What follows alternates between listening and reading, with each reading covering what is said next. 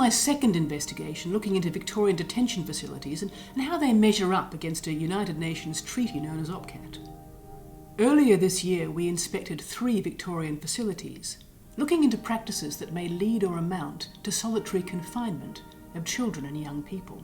This is when they are isolated for 22 hours a day or more without meaningful human contact, as described in the United Nations Standard Minimum Rules for the Treatment of Prisoners, known as the Mandela Rules. The 3 facilities we inspected were an adult private prison, Port Phillip, the Malmesbury Youth Justice Precinct, and 2 out-of-home care facilities known as Secure Welfare Services. Although young people over 18 are technically adults, up until the age of 25, young people are still developing, physically, mentally, and socially. Research around the world confirms that solitary confinement can significantly damage their development.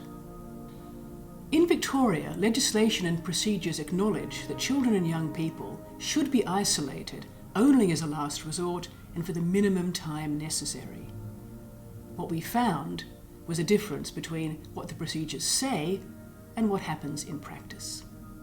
Of the 3 facilities we inspected, Port Phillip was particularly ill-equipped to deal with the challenging behaviour of young people, who because of their age can also act in ways that are more irrational and volatile than adults. We found that young people were being separated at Port Phillip at a higher rate than older prisoners.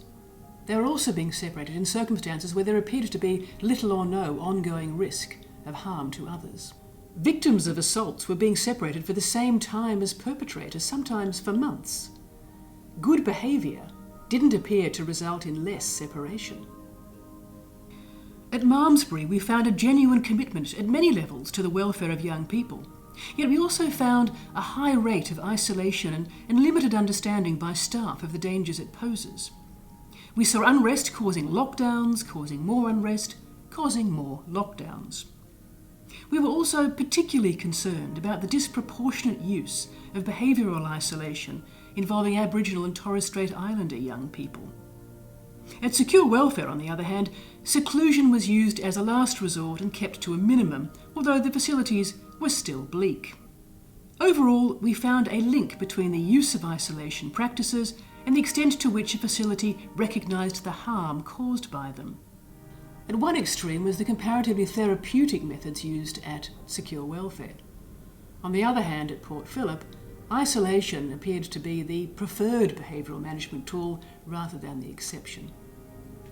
We know there is no easy answer.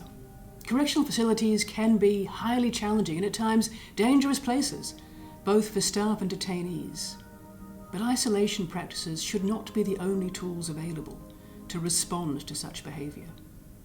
I urge the government to review how young people are managed in the adult system. Where at all possible, young people should be moved out of mainstream prisons into a closed environment capable of addressing their behaviour in a way that does not make it worse. The government is improving correctional facilities, yet a bigger cultural shift is still needed, including making spaces more therapeutic and focusing more on behavioural management techniques, including mental health. It's time to look beyond the tough-on-crime rhetoric, to ask ourselves what will genuinely lead to safer communities and safer correctional facilities.